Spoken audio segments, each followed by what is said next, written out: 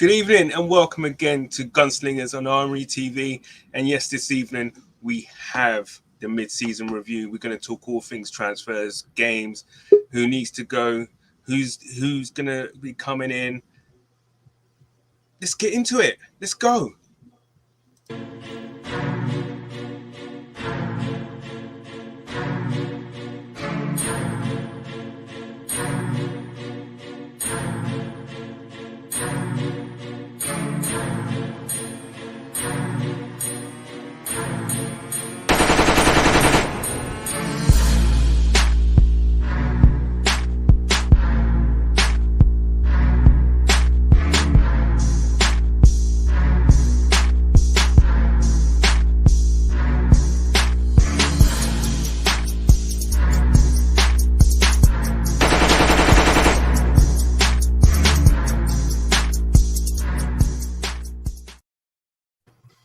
Welcome. First thing, actually.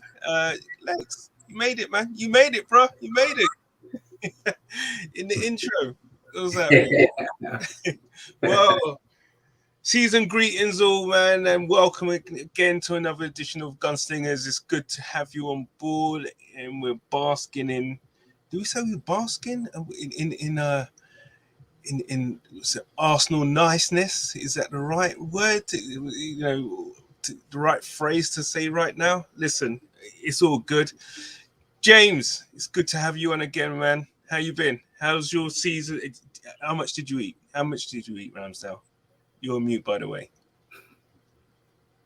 I'm muted. I'm so glad you can't see from below here because I look like I'm 7 months pregnant, bro. I've eaten too much. Trust. The past 3 days, I haven't moved. I've just been eating, drinking, all of that good stuff. But no, I'm good. How was yours? Yeah, no, thank you. It was good, man. As I said, yeah, I don't know how much I ate, but it was a good. It's way too much, but nice. You have to, innit? When in Rome, do as they say. You know what I mean? Lex, what's happening? Yeah. Sir? How you been, man? What's happening?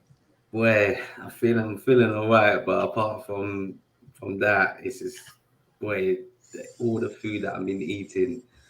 Oh my god, the turkey, the lamb, just all of it.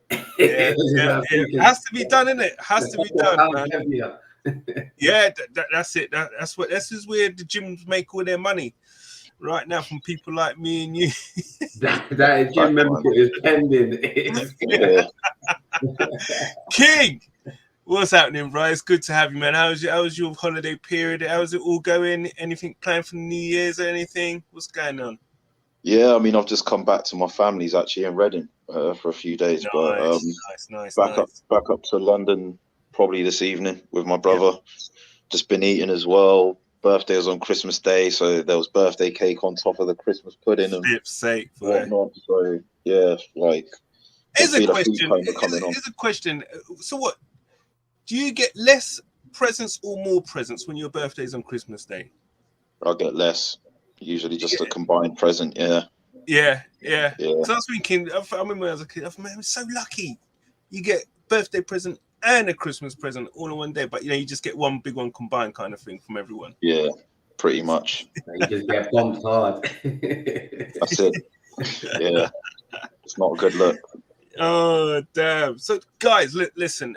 As I said, we're off the bounce really of we're not playing now till the 1st. So end of the year from this season and everything. When it started back in August time, it's been pretty much a roller coaster. And what I wanted to kind of pretty much touch on you guys is pretty much a high, going through some of our high points, low points, where we need to kind of see that we'll feel that we need to kind of add, where we need to make improvements. So I guess let's start pretty much kind of like in pre-season where it all kind of began in terms of the signings that we made. All right, so we got Tomiyasu, Odegaard, Ramsdale, Nakonga, Tavares, and Ben White. I think the combined fee was probably in around 150 mil, 140, 150 mil. I'm going to come to you first, James, and I'm going to ask you, for those signings, from the time when they were announced, how what was your feeling? What would you have given? You know, I'm sure we did the show where we rated our transfer window. Could you remember your feeling then of how you would have rated it? Yeah. And I guess now, and now what you would rate it now? Yeah, man. No, I think out of 10, I think I gave it like a 6.5, 7, but in between 6 and 7, I'm pretty sure. So I was happy with the numbers we got in. I was just a bit unsure about the quality. The only two that I was like, okay, look, we've got some 2 real good players was Odegaard and Ben White. I was really hot on Ben White throughout the summer. I thought he was quality. And I got him on my Arsenal shirt as well. That's how much I love him. Got White and 04 as well. Like he's my guy. But yeah, I was but no, I was content because we filled the hole in the squad that we needed to, but I didn't know they were going to be this good. Like, we haven't missed with 6 signings, and I don't know the last time that's happened for a football team, like, ever. Like, to go 6 for 6 or even 5 for 5. So, compared to how I was in the summer, if that's the question you're asking, 9 out of 10 window. Wow. I think it's been, I wouldn't give it 10 out of 10 because I feel like we missed that marquee signing. But again, it was never the plan to make that last summer. But yeah, man, they've all played well. They've all grown on me a lot, and I don't know, they're all likable, which is the main thing for me. Like, there's not really a signing that has just come in and I'm just like, I despise or I'm not really a fan of. Like, I like them all. So yeah. No, that's sound. I mean, I'm pretty much in the same vein of frame mind as yourself. I mean, I remember my feelings when they were coming in. I could say somewhat underwhelmed. However, where you come to where you are today, I think it's just another level. I mean, Chris, I'm going to come to you, King. So who, from those signings, and pretty much same question, but I want to ask you though, furthermore, who was your kind of like suspect signing, or was there a suspect signing that out of those 6 that signed that has impressed you the most, where you just thought, you know what, I'll hold my hands up, I was wrong about you? Yeah, 100%. I've said it all along, right? So you remember the shows that me and Gums did when I went on Jess's stream as well, and I was speaking to George. I've really felt, and I think we're going to address it in the next window, is that a bit more quality and depth in central midfield was more detrimental than what I saw would be a second choice keeper. So I wanted to get someone like Neto from Barcelona, just with a bit of experience, just to kind of bridge the gap, or try and get the guy from Ajax. Onana. Yeah, Onana, like, just given how cheap he was. I was severely underwhelmed by Ramsdale, not because of a quality issue, the price. I thought the 30 million would take away from where we could apportion it to other areas. I highlighted when we bought Pepe, when I felt we needed a centre-back, spent 72 million on him and scraped the barrels to get David Luiz, and how that set us backwards. So I felt that was history repeating ourselves. And I'm going to say it, and I've already said it enough times, with chest, Ramsdale was single-handedly, consummately, comfortably, with ease, and I know everyone else can have their own opinions, but this is mine, right? Yeah. The most important signing that Arsenal made this summer. Yeah. And I will go one further to say that he's probably been one of the most important signings that we have made for a good 2 or 3 years. Yeah. Name me a more important one. I think I'd struggle, to be honest. I'll hold my hands up. I think the thing is, I've been speaking to United fans today, and I don't want to make this a United show, but De Gea's put in some excellent performances this season. But I know a guy called Lies, who I go on the terrace with quite a lot. He's from America, and he's saying exactly what Gumza was saying to me and what George was saying to me this summer. As good a shot stopper he is, in order of playing a counter-pressing system where you need defensive players that are comfortable in the press, that are able to distribute the ball out of the press, he's not that guy, and Ramsdale's numbers, right? Just to give you some, because I looked at it last night on the TikTok live. His save percentage is the highest in the Premier League, 79%. That's nuts. He's faced 55 shots here. De Gea is the only Big Six keeper who's faced more shots this season with 60. Wow. And De Gea has nowhere near as many clean sheets as Ramsdale. This kid is 23 years old. And I've been hearing all this. He makes saves for the camera nonsense, yeah? But yeah, whatever you want to say about the theatrical nature or the lack thereof of that theatrical nature in his saves, there's not been many, if any, more effective goalkeepers, not just in the Premier League, but in the top 5 European leagues. This guy is 23 years old. Yeah, with probably the worst defense, yeah, of the top 4 teams in front of him. Only Man City's Ederson has more clean sheets. Chelsea and Liverpool's both have a combined 9. These are the levels. Yeah. It's insane. That's like that. It's one thing. He came in, we didn't want him. He knew his own fans were throwing him under the bus, being like, what are you doing here? To come on the pitch and in 2 or 3 games to win people over, that takes some balls. That takes some mental strength, yeah? And effectively, he's done this, yeah? Not only has he won us over, he's winning over the rival fans as well. You want to see the last couple of days what the rivals have been saying to me, yeah, on all my socials, TikTok and Facebook about him. And for me, I think this is one of the most impactful starts that I've seen of an Arsenal player. Not just the shot stopping. I'm touching wood here. I don't want anything to go bad against him because I agree with as well. I agree with leadership. The way he's marshalling other defenders, when he's making saves, he's turning around to the crowd, geeing them up. This is what has got me back in the stadium this season, by the way. Yeah. You know, like, and I'm pretty sure it's the same for many other fans as well. Yeah.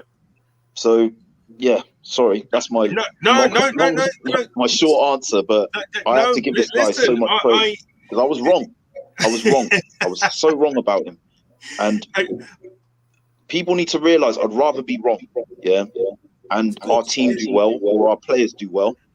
I'll take being wrong all day of the week. Well, that's what you want. Every day of the week, twice on a Sunday. Yeah, I'll take that. Yeah, you know. Yeah. No, I don't think I've ever been more wrong about a player in my life. Genuinely. I think a lot with how Twitter was and how Twitter was blowing up when we signed him, not just because of the player, more so, as you said, of the size of the transfer fee. I felt for him because it was like, it's not his fault, you know, and it really put him, I thought that was really harsh on a player because we was all clamoring for that central midfielder and we got a goalkeeper, which we thought Leno was our number 1. We just need a backup goalkeeper or whatever, blah, blah, blah. But this guy has come on. And not only, I echo everything you say, King. And everyone, all our viewers on watching GunSlingerz knows that, you know, historically, me and King always go at it. We always differ on our opinions. However, today, I can't echo your words enough, right? Because I remember I was in that same boat. Why are we getting a goalkeeper, a backup goalkeeper, when we need a central midfielder? Why are we spending 25-30 million with add-ons on a goalkeeper, a backup goalkeeper, when we don't even need our need is a central midfielder? Those guys, we have to, as you say, hold our hands up. They saw it. If you see and if you realize what he brings when he has the ball at his feet, my God, it's brilliant. Lex, I'm going to come to you, man, with the same question. I mean, and I guess what has been good, I would say, and you know, with certain players that we've brought in, who would have thought that Tavares would have, you could say, made, bridged that gap, the quality gap between, Tierney and our next left back. Tavares has done brilliantly. We didn't know about him before we bought him. But again, the same question. I mean, how could you remember how you rated the transfer window and how do you rate it now? And who stood out for you, who you felt was maybe not needed, but you know what now? So glad that these guys have, got him in. Yeah, I mean, what I would say, and I probably wouldn't say it often, but I have to give this one to to Arteta and Edu so far, because obviously, if you look at it from the beginning, they were talking about a process, a plan, and so far what they're doing, they're actually gone ahead with what they were talking about. It wasn't just all talk. So they've gone ahead, bought, was it 6 signings for 130 odd million pounds, and young signings where quite a few of the players, I'm sure you probably wouldn't even seen them much played before, or you might not even heard of them before. I mean, if you go and touch on Tavares, I mean, he's come in the Premier League when he was at, he's a young player. He's come in. You got Tierney, who's considered one of the fans' favourite left back, international player. If you look at his couple of seasons that he's had with Arsenal, he's one of the first people that you have in your team sheet. And he's come in and he's not thinking back in his head, oh God, if I slip up. He's playing his game, and there's things that he needs to work on. But you can see that he had the confidence to play the way that that he wants to play. And he's come in, and I think it's given Tierney a good challenge, because he's stepped up. He's definitely stepped up, because we all know, we were talking about this the first 3 games of the season. One of the people that we were kind of saying, that was, it wasn't just the whole squad, dipped. But the form dipped. Yeah, the form dipped bad, and he was at fault for a few of the goals against those, Chelsea, especially Chelsea, and then at City as well. So he's come in, and I think Tierney's looked at it and said, you know what? I've got to fight for my shirt. I've got to fight for my shirt. If I start slipping up, I got Tavares, who's come in and he's ready to just take his place. So the players have kind of stepped up. And you go back to Ramsdale. I mean, for us to spend £30 million on a goalie that's part of a team that's been relegated, it takes some balls, especially when we weren't necessarily looking for a goalie. I mean, we would have been, if all of us were sitting today, back when the season started, and said, are you happy with, start with the first 11, are you happy with Leonard? You would have said, yeah, I mean, we'll be happy with Leonard. We don't need to replace him. Just get a backup keeper, and that's it. So definitely what Gordon King was saying, definitely Ramsdale has been, and you talk about leaders as well. He could be a future leader, and other players as well, like Martin Odegaard, has stepped up. Tamiyasu, for me, him and Ramsdale up there for me. That surprised me. Right. Oh my God, his performance. When you look at what Bellingham was giving you before, it's chalk and cheese. Compared to what Tamiyasu was giving you, it's different levels. But if you talk about what you weight, the transfers so far, I kind of have to mirror what kind of James saying. I'll give it a 9. At the beginning, I was saying a low 7. Yeah. And I'll probably give it a 9, because if you've got other players like Lokonga, and you've got Arsenal fans saying, put him in, start him. Yep. So you have to give it to them. He's got them playing how he wants to do, how he wants them to play, and that's the thing I like from Arteta. And I think if we can add that kind of marquee signing in the summer, you never know. And especially if we can get back into Europe, top 4 will be, obviously that would be brilliant. But even if us getting back in Europe, getting another marquee signing, in, then I think next season could be a really good season. No, my score, by the way, was 9.5. 9.5. Yeah, but like I think before it was 6.5 or 7. Where I'm giving it the extra half is it's one thing to sign good players, but another to integrate them all so quickly. True. You know, like the immediate impact of all of them, Yeah. I think for me gives it that extra half point, because look, man, you know, like you're looking at players like Sancho, who's been absolutely ripping up trees at Dortmund. I'm not even saying this to slander United, and I think Sancho's a world-class talent. You know, he'll find his feet eventually, but it just shows how hard it is. You know, like you can come with a stellar reputation. You know, you can come with the adoration for the fans that Sancho got from United fans that Ramsdale didn't get, and you know that almost sets Ramsdale like further behind in having to win his own fans over first, where Sancho didn't have to do that. And you know, it just goes to show, you know, you can. It's one thing buying good players, but it's another getting them on the pitch into a system that works, that wins you games, and gets you challenging and punching above weight, because that's what we're doing. We're the one. I still think we're the one Big 6 team with not a single world-class player in it. And I think we'd probably all agree on that.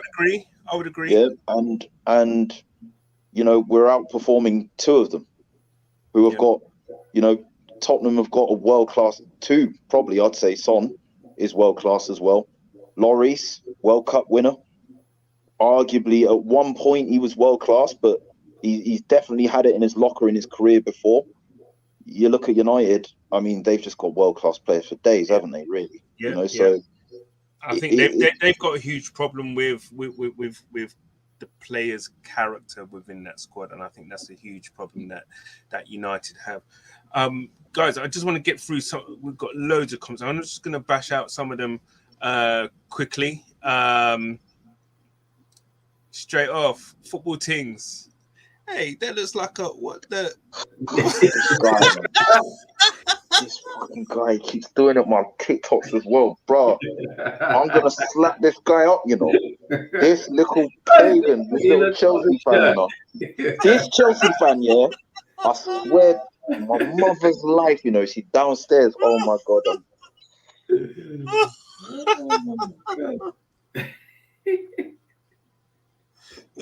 Let's skip past. Yes, guys. Yes, football things.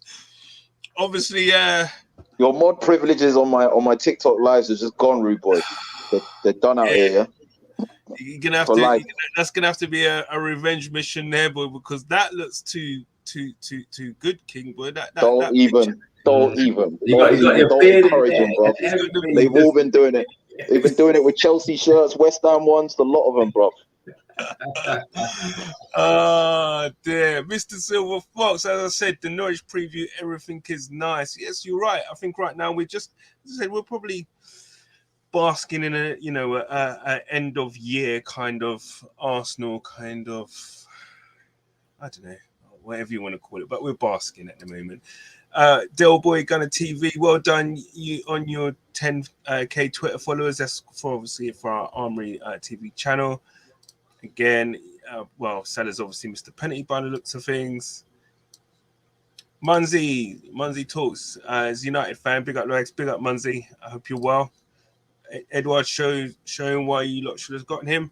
You think we should have right now? We should remember. I was saying that all summer though. You did. I'll give you that. And this football team's going on with our transfer here, actually. And I think pretty much agrees with all 3 of you. Should be a 9 out of 10. If Arsenal got a striker, maybe Edward, it would have been a 10 out of 10. Listen, I think maybe the striker that we want, you never know, might be coming in Jan. There's another French baller we're going to get, hopefully, from Nice. That's all I'm saying.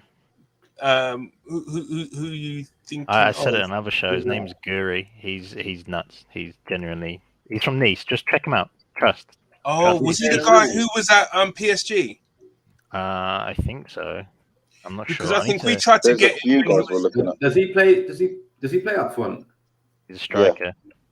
Okay, because Yeah. I'm pretty sure that this guy, he was young. We tried getting him when he had a contract dispute with PSG, but then he signed again with PSG, and then obviously didn't make it, and then he's moved. No, he played for Lyon, not PSG. He played for Lyon before. But yeah, this I'm guy's thinking of tearing up. someone else. Sorry, Check him out. He's nuts. Okay. Then we're going to TV. Would any of you take Guendouzi back? Nope. Quick, yes, no? Nope. No, all three? No. Okay. I'd say no, not now as well. To be fair, it wouldn't be bad squad player. Ramsdale, signing of the season, simple facts. I mean, listen, it's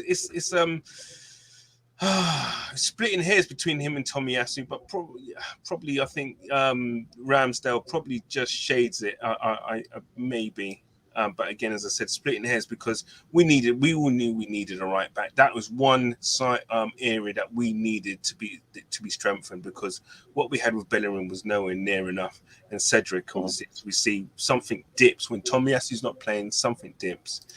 Footballing things. Mr. Silverfoot second is Jose. Jose Sarr. Wolves' goalkeeper. He's a baller as well. Okay. Yeah, Where did he come from? He's got the second highest save percentage in the league. Okay. Wow. Yeah, we did a live actually looking at this in detail yesterday. Okay. On my TikTok. Excellent. Yeah, he's been very good for Wolves this season. Okay. That's obviously in reply to footballing things and Nigerian Englishman's son. We're not sure where your dad is, boy. You're gonna have to tell him that he was due on, but didn't make it. How you doing, mate? I hope you're good. And yes, going on about Edouard, 1 goal and 2 assists today. Pretty decent. So I mean, look, we're in December now, and Edouard looks to be finding his feet in the Premiership. So it's going to take some transition, isn't it? Really. Into a new style of play, new team, new country, and everything. So good luck to him. So I'm going to come back to obviously our season and everything. Obviously, as we know, the well documented start that we had with the first 3 games, all doom and gloom, Banter FC, etc., etc. Although I guess we could, I just wanted you to. All of you really to give me your state of mind, how you was feeling after these 3, matches and the 3 defeats. Was it expected? Could you see it coming? And James, I'm going to come to you again, really, in a sense that which defeat was you most upset with out of those 3? Man City, easily. If you go back and watch the reaction to it, it was either a GunSlingerz or a reaction to the Man City game. Me and yourself were on there. Can't remember who else was on there because it was a while ago. But I was pissed off. I don't know if you remember. I was remember. Fuming. And I've never seen you that mad before. To be fair. No, I was, because it was just the way we were losing. And in hindsight, it's like, okay, look, it's City. Every team gets battered by City pretty much. But it's just the manner of what we were losing. Yep. And I even questioned it. I said, look, if something drastic doesn't change when these players come in, the players that we bought, he needs to go. I even openly said that. I said, look, his time might be done. Being Arteta. So yeah, you could see it happening. Brentford first game in. And it was a perfect storm, wasn't it? 500 years or whatever it is. I can't remember. Not 500, but you know what I mean. Since the 30s. Yeah, pretty much 500 then. About 70 years, yeah. But that game was a perfect storm. It was Brentford's first game in the top flight for 70 odd years. First game of the season on a Friday night. We've got beset by injuries due to COVID and suspensions or whatever it was. Boom. Sky got what they wanted. Yeah. No, but I'd say the Man City was the one, simply because in the manner we lost. I haven't seen a defeat like where we've just been played off the park like that much, and we haven't even simply responded. We weren't in the game pretty much from like the 3rd minute. So I'd probably say the City one was the worst out of all 3 for me. Yeah. Lex, yourself? I would say the Brentford game. In the pre-season matches, we kind of saw it coming. That we're not prepared. We're not ready. But the Brentford game for me was just the way that we just went out there. There was no like fight. There was no, I don't know. There was just no like you just weren't looking to see just to get a result. Yeah. Do you know what I mean? In the professional manner. And then by the Chelsea game, my expectations for the City game was very, very low. Yeah. So I was ready just for, it was just the frustration already kind of just went over. But the Brentford game for me was the first game of the season, first time Brentford's been in the Premier League. And I was just like, this is not the way that we should be starting the season. Not the way. Especially after we spending all that money and the limelight was on Arsenal, Arteta, and then the way that we lost 2-0. Yeah. It wasn't great. It wasn't good. I'm thinking to myself, if that game was, say, this week, would it have been cancelled? Yeah, probably. Yeah. Just makes you wonder, doesn't it? King, yourself, those 3 games. Hands down, by far, Brentford, a newly promoted side, first game of the season. You want to set a precedent. I'm not going to expect change from the champions of Europe and the champions of England, especially City, given that their squad's been together longer. Tuchel, the way that he had Chelsea playing in the run-up to the winning the Champions League and stealing a march on the top 4 place. Yeah, I had written those games off. Right, it was like in my head, I was like 3 points on the board against Brentford. We kind of take our medicine in the next 2 games, and then our season properly starts in September. So to not even win the Brentford game, for me, to not even get on the score sheet. Yes, we had injuries. Yes, we had a lot of players missing, but respectfully, the quality that Brentford have relative to the quality we have, that was by far the most bitter pill to swallow. Do you not think the manner of defeat against City was more galling because we just down-took the players, just gave up, just down-took? I mean, yeah, the Xhaka sent it off, and then after that, everyone just seemed to have just accepted defeat. The elements of the City game, and don't get me wrong, that was the one game where I was kind of like, maybe, Arteta isn't the right man.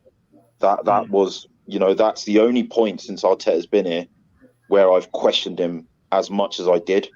And I was, for a few weeks after that, I was like, look, we need to get rid of him.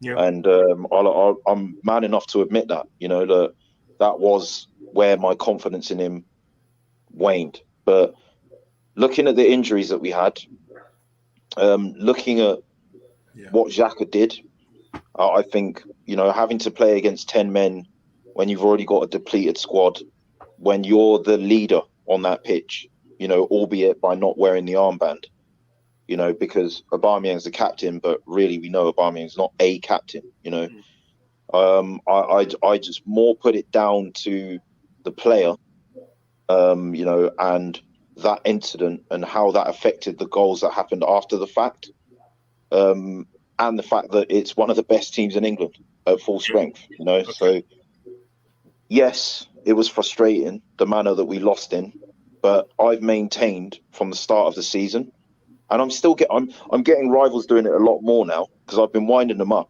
Yeah, about I've been calling them games in hand FC. Yeah, United and Spurs, because they've been for the past couple of weeks they've been talking about games in hand that they're going to win and go ahead of us. United can't go ahead of us even if they win their game in hand now. Tottenham at most can only go a point ahead of us. So I've had a laugh and a giggle at that. And what are they coming back with? You haven't beaten any of the big teams. Well, we haven't beaten any of the big teams, but we're in the spot that you are dying to be in right now. What would you rather? This time last year, we beat United in October, didn't win our next 8 games. Yeah. Boxing Day, we beat Chelsea. We were 15th. So we had beaten some big teams. So we would have been able to say last season, at least we don't wilt against the big teams, but we had already lost to Villa. We had already lost to Everton. We had already dropped points to Burnley. We had, you know what I mean? So what you're seeing now and what I'm maintaining is the game losing to Brentford and losing to Everton made me more angry than losing to United, almost, because it's United. So maybe that was losing to United is never nice, but I think the Everton one was worse than Brentford for how far I think our team had come and what the expectation was. These are the teams for me that our season is going to rest on. Spurs drew with Southampton today. We slapped them 3-0. Yeah. Yesterday, United couldn't beat a weak Newcastle. We beat them. Yeah. So, we beat West Ham. They've beaten all the big teams. What we need to do, is we're going to lose to City next week or this weekend. We're going to lose to them. Get over it. Yeah. But chalk a line through it. Yeah. And just say that we are not the team capable of beating them yet. Take your medicine and move on. Yeah. I don't know who we got next. Yeah. But, and I need to look at the fixture list. Spurs. I'm pretty sure it's Spurs. Yeah. Well, it'll be Spurs. Yeah. Like that's a game we got to go and win. And we don't win away from home there. So, I'm more focused on that. Yeah. Like for me, beating the teams in and around us, beating the teams below us, we beat enough of those teams. We're a top 4 or a top 6 team. Simple. Yeah. January or the summer, if we can address the areas that we need to in our squad with quality, then I'll be looking at April the 23rd when we play United and be like, all right, we should be beating these at home. Then I'll be looking at the Chelsea game at Stamford Bridge, I believe in February. I'm thinking, right, this time we haven't got a COVID impacted squad. And this January, we've added a quality striker, maybe another quality midfielder to the quality that we've already got.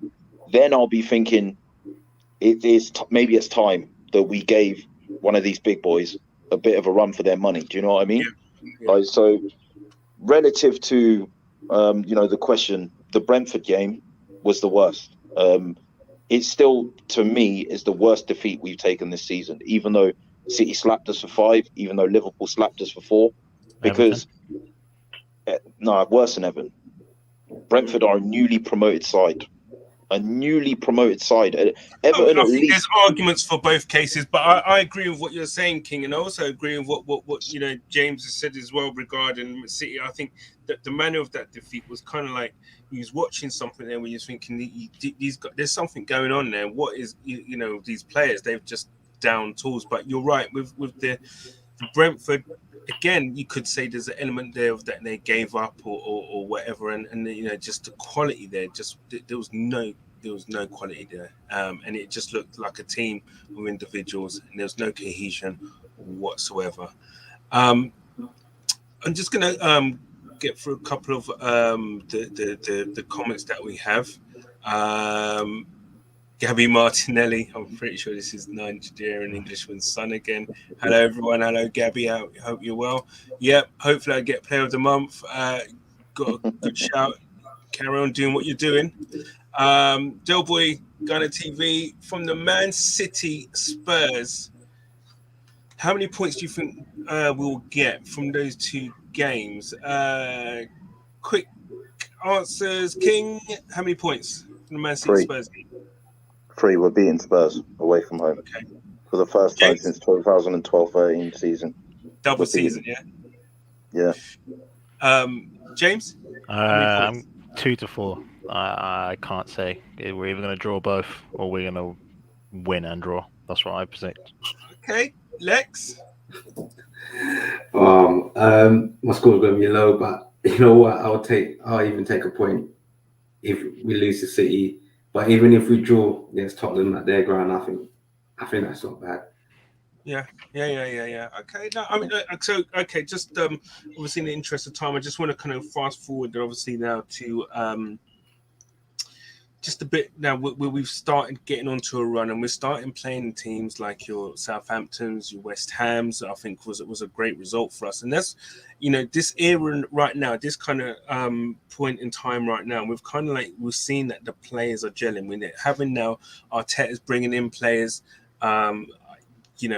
We suspected Smith Rowe, the likes of Smith Rowe, would have an injury at some point. Tierney will have an injury at some point. They have done. And what's good about that is that those players, listen, you're always going to miss those good players, but they haven't been missed as much as we would have thought they would have been missed with the players that have come in. With that being said, we do have a run of really tough games coming up now. So obviously we've got City. So I'm just talking league games here. City, and then we've got Spurs. So I know we was asking about those two, the points there. And then after, but we've got sandwiched in between. We've got the cup, the semi-final, and obviously the FA Cup. With those games in mind, how do we negotiate those Man City and Spurs games though? Because if you remember, look, it's a semi-final of a cup. Do we expect our team, the way that we're playing, to put out a strong team against Liverpool and go for that cup? Go for that cup, and go to win it. I'll go to anyone. Anyone can answer that. I'll go first. I think for me at the moment, the priority should be the Premier League. I think in the position that we're in at the moment, being in the top 4, especially from where we started on, we were talking about the first 3 games. I think we should take that as priority. Premier League, take that as priority. Going with the strongest first 11, as long as they fit. And especially against the likes of Spurs, who, what Gunnar King was talking about, you should look to try and get as much points off the teams around you. But what if, as Gunnar King said regarding Man City, we're going to lose that game? Why not rest players in that, going hard against Liverpool at home in the EFL, win that? I don't do that though, because it's still, end of the day, City just shipped 3 goals against Leicester. At their home ground. We are playing at home. Our form at home is decent, to be fair. You're right. We haven't lost since Chelsea at home.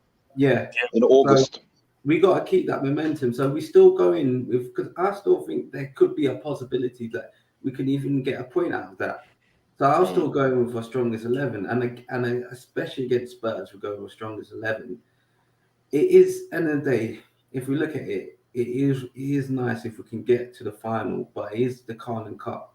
If it was the FA Cup, where, if you win the final of FA Cup, you get into the Europa League, at least that's another avenue to get into Europe. Yeah, but with this group of players winning a trophy, wouldn't that be a statement for them? Wouldn't that be such a good... It would be a statement, but at the same time, you gotta take...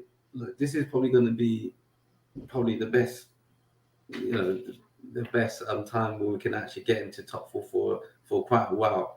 So we got to grab that, and I think that will be a bigger moral boost and confidence boost for these group of young players. Us getting in the top 4, which everyone's been saying, Arsenal not ready yet. Yeah, if we win in the Carling Cup, that's great. But at the end of the season, the same thing's gonna happen again. Are Arsenal ready to get in the top 4? It's not about if Arsenal's ready to win the League Cup. The thing is as well, I think... Sorry, Carol. Yeah, no, it's finished. Basically, I say the priority is us getting the top 4. The Carling Cup will be the League Cup will be a bonus. That would be a bonus, especially if us beating Liverpool and getting to the final. But end of the day, if you ask what would have been more happier, us going out the League Cup or getting something like 4 points out of the City and Tottenham game, I'll say the latter any day. I think as well, me saying that we're going to lose to City, there's an element of realism there, but also I think our strongest team, we should play it anyway in the City game. One, for all the reasons that Lex has outlined, but also part of the learning and development process is playing in those big games and not being successful. Part of learning and developing and maturing and growing is seeing how City play them off the park and being like, that's what we're aspiring to, because our game is possession based as well. It is very much molded in the image of Man City, given Arteta's affiliation with City and Pep Guardiola. So playing, they say to become better at chess, you have to play a smarter opponent. Yeah. So I think these young players need to go into that game. You know, they need to take these humblings. And that's why like rivals banter me about Liverpool losing 4-0 and whatever. I'm like, listen, when I get beat at something, I get angry. Yeah, like I basically double down on my efforts to make sure that's not happening again. Yeah. And Yeah. the mental sort of character that is needed, like that character building, that's what betters people as individuals, not just as football players, like as individuals. So I think it's more detrimental that we play our best team, try our best to beat City or to draw with them, to avoid defeat from them. At worst, we get a defeat, but you know what? Those boys sit down and they learn from it. The Liverpool game, the Carling Cup, listen, we're not Spurs out here. Yeah. We're not thirsty. Yeah. We won 4 trophies in our decade of banter. Yeah. And Spurs have won 3 in the whole entire Premier League era. Yeah. We don't need to beg that trophy. Yeah. If we lose to Liverpool, we lose to Liverpool. And again, it's a similar thing. Yeah. Like, some lesser experienced players, some from the under 23s or whatever, have again, sort of got that same humbling experience and taken it and learned from it. I'm not going to lose sleep over not winning the Carabao Cup, man. Like the FA Cup's different. The FA Cup's different. What I will say, the FA Cup's always different for me because we're record holders. We're 14. So we got 14 more than any other club in England. Wenger's got 7 more than any other manager. So I'm never going to look at the FA Cup in the same way because extending our history of being record holders of that particular trophy, I might prioritize that a bit differently. It's the oldest trophy in English football. Yeah, and I think it's disrespected. So I might prioritize that differently. But the Carabao Cup, respectfully to it, I understand that standpoint. I mean, care less if we win it or not. James, I mean, do you subscribe to that same? Because some people might say, "Look, listen, success breeds success." For me, for me, we should play to win it. That's the way I see it. I mean, we're in the semi-finals of a cup. Like, so how would you juggle the teams then with the Man City, and then you got the?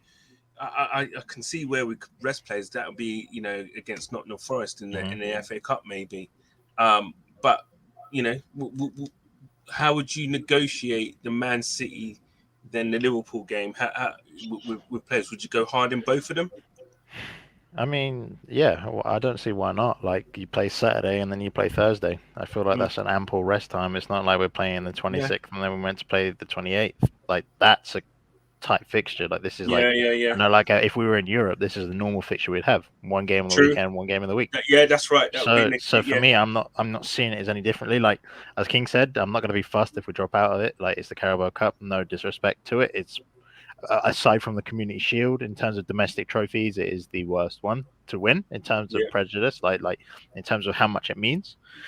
But I'd still be in it to win it. Like, why not? We're in a semi-final with it. If you're not going to at least try, what's the point of being in the cup? Like, if we weren't going to try, why did we win against Sunderland? Like, again, you know what I mean? So I don't know. I think there's an ample time to juggle.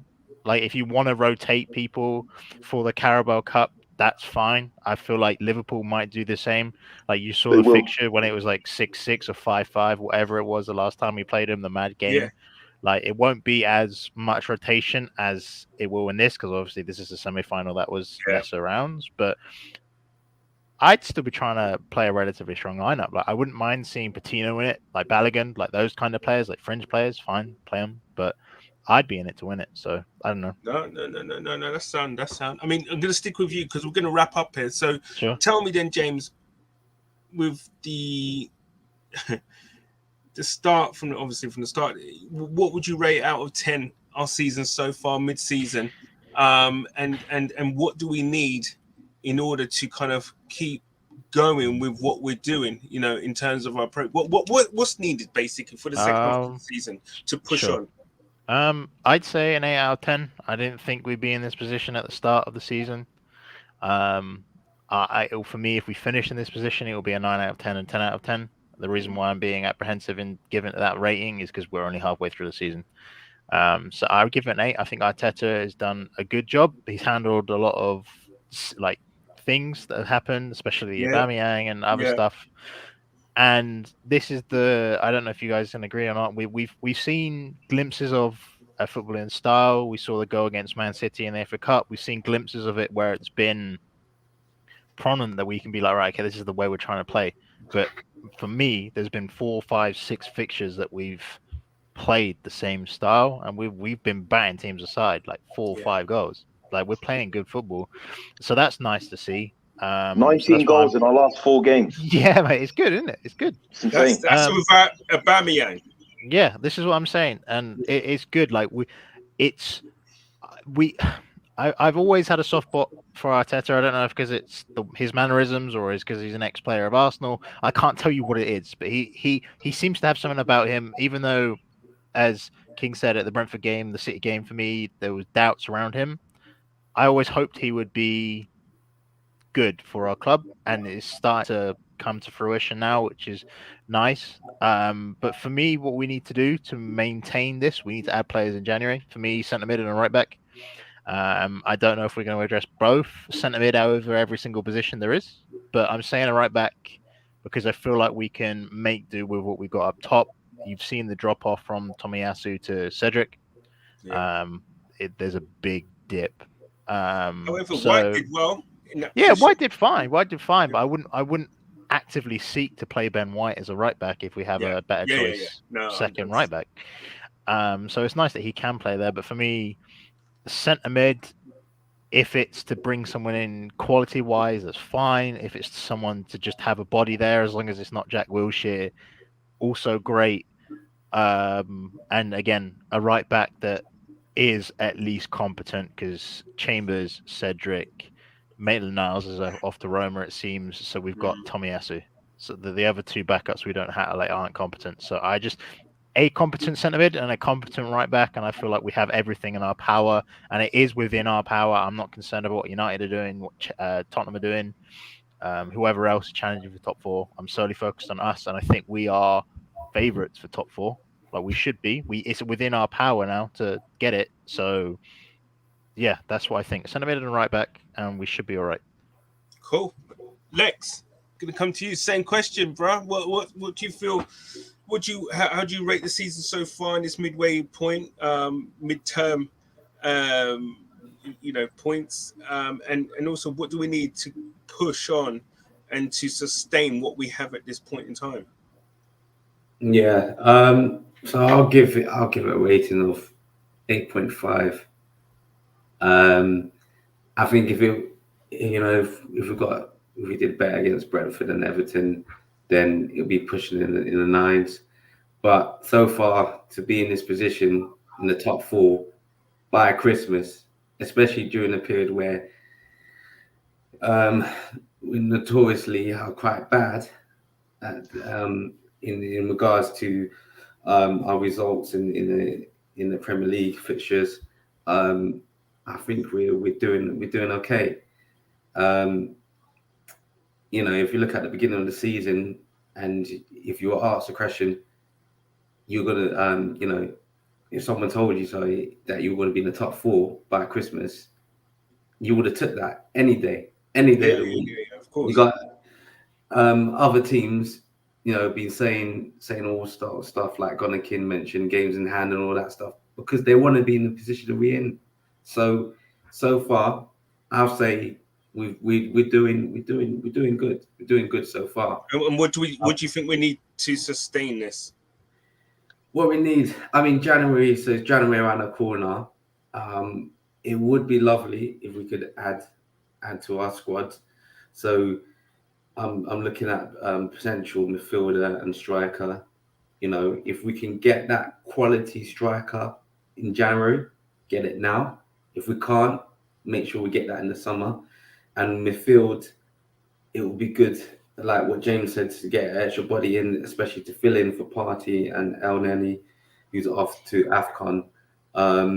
So getting someone in that's going to add to the depth of the squad, especially as a couple of games have been postponed. So we're going to have a period where we're going to have quite a few games coming thick and fast, and that rotation is even more important than it's ever been. So I think if we can get through January in the kind of same position where we are now, top 4, I think and if you look at our games, and the one to the end of the season, and we've probably got the best chance out of the other sides.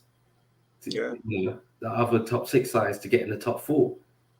Yeah. So, in the last 1, 2, 3, 4, 5, 6 last 6 games, that only got Man United and that's at home. That's at home. Yeah. That's at home. That's what I'm saying. We've got Man United and West Ham away. But then even the last 8 games is Palace and Brighton in that. Genuinely, we can go from the end of Jan to. We should be beating those teams at the same time.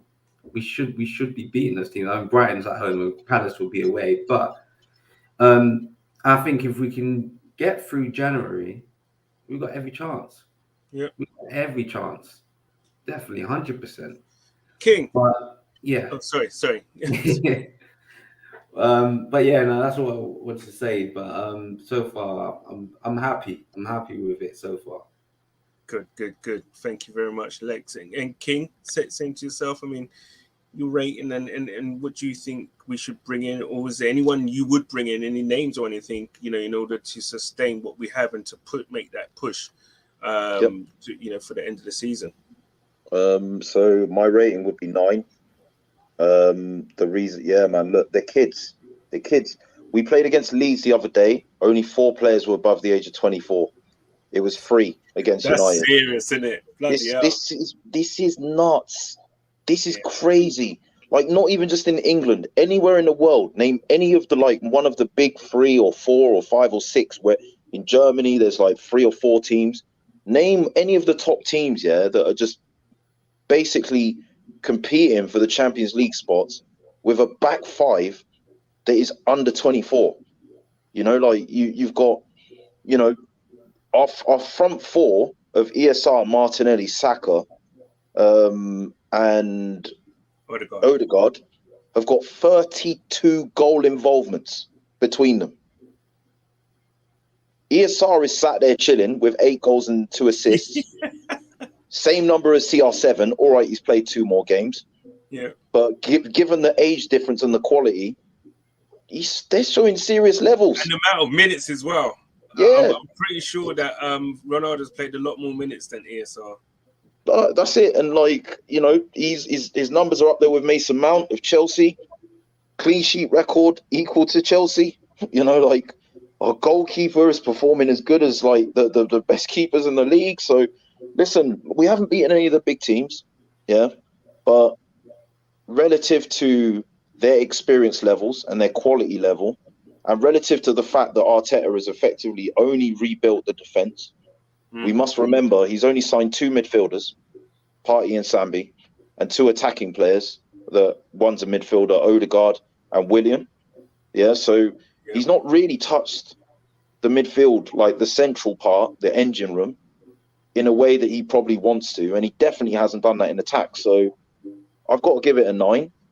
But that answers the next part of your question. That's where we got to add quality. And look, forget summer, because I'm going to put it like this: if Newcastle stay up, right, they've got an owner who's got over 10 times the wealth of every single other Premier League owner. If they stay up, stay up, and they are going to go great guns in January to make sure they do. You best believe they are going great guns next summer. Everton, they've been unlucky with injuries. They got money, that Usmanov was involved with our club. They got money, if it wasn't for their injury crisis, they'll be higher in the league. They'll be competing. Leicester, they're going to be back stronger. They've had a similar injury crisis that had it not been for that, they would have been pushing for top 5 spots. On top of the teams that are now, West Ham have recently just had a 27% shareholding bought out by a new owner who intends to buy out more of the shareholdings incrementally over the next year or 2 and invest in the club, right? And then you've got United. You really think they're going to be this poor next season under Rangnick with a new manager, having brought in new players in January?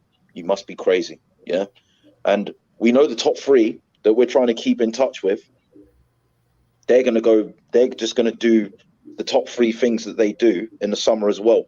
We need to strike when the iron's hot, because if we think that without strengthening in January, that we're going to be in this position next January, we're crazy. So I'm going to take what James said. I'm going to take what GunSlingerz said. I'm going to combine it. Yeah. Get cover at right back, get a centre midfielder, and get a striker. And don't, for God's sake, don't wait until summer. Do it all right now. Do it now. Yeah. Right. You got El Nesri. Yeah. Out in Spain, 40 million. He's available for. You got Jonathan David. Yeah. They're saying they want to keep hold of him until the end of the season. Yeah. 55 million gets him done. Yeah. You've got loads of right backs that you can be looking at. Yeah. Norwich, they're getting relegated. Yeah. Like, let's be real. Like, you could wait until they get relegated. I think the right back one could be the one where we could just say, let's wait till the summer if we had to, because Ben White can deputise at right back, and Saliba's going to come back. He could be the deputy of right back stroke centre back. Yeah. That might mean we don't need to buy a right back. Do you get what I mean? So for me, I think I would still just be like, look, find a Tavares-esque right back, 10, 15 million max, but unearth some gem from somewhere. And I've got all the confidence that these lot can do that now, based on the strength of the scouting network that I've seen with Edu. Go out and find another Tavares for the right-hand side, yeah? You got Zakaria, out in Germany. Grab back. You got Kessie. Their contracts are expiring at the end of the season. So you can't tell me a little 10, 15, whatever million to take some money. I'm pretty sure they'll take that rather than nothing. Yeah, exactly. Yeah. So look, those aren't expensive options, but those are options that are proven at international level, at the highest level in European competition. They've both played Champions League football, Europa League football. Yeah. And then look, these strikers, Vlahovic, he's there. That will be the ultimate dream. Like, this guy is equal Cristiano Ronaldo's calendar year record in Serie A, 33 goals last time I checked. Let's start behaving like a big club. Look, we got enough fringe players that we can sell. Exactly. We got enough fringe players that we can sell, to worry about making some of that money back. It looks like Maitland-Niles is gone with an obligation at the end of it. You know, you've got El Neni there, you've got Chambers there, you've got Holding there, you've got Mari there, is Nketiah going to renew his contract? If he's not, he can get gone. Lacazette, if he's not going to renew his contract, he can get gone. But all their wages will be off the books. That's what I'm saying. Like, if we have to sell some players to get all three of those positions covered now, let's do it now. Let's not wait. People, we're going to draw close to that. King, thank you. King has spoken. Listen, James, Lex, it's been tremendous. I mean, so look, we've rated this mid-season. We could say what PPE say. We rated it 8 or stroke 9 out of 10 for the mid-season. I mean, listen, to keep this going, it's going to take a big push, and I think you're all right in saying that we need certain players for those certain areas to keep this push going for the top four. Top four will be the ultimate goal. I think even if we could get 5th, I think that would be a good season as well. But obviously, 4th will be the target, and that's the. Cameron, you're not rating. What's your rating? My rating, I would give it a 9, because I didn't think that this. I was saying that we was going to probably be back 7th or 8th, and to be where we are now, even Chelsea only 6 points ahead of us, and Chelsea and Liverpool have only got one more win in the league than us. Exactly, that's what I'm saying. So if we can, against those teams, kind of be that bit more resolute, in our defending, etc. And take our chances. Who knows what can happen? Who knows? As I said, this second half of the season is going to be big, and it will test now the mettle of Arteta and see how much he's learned. Let's hope he's learned enough, and he's learned from past mistakes, and he actually does add in January. If we can see it, I'm sure he can see it. I'm crossing my fingers with that one. Guys, So if it's Stan Kroenke, man.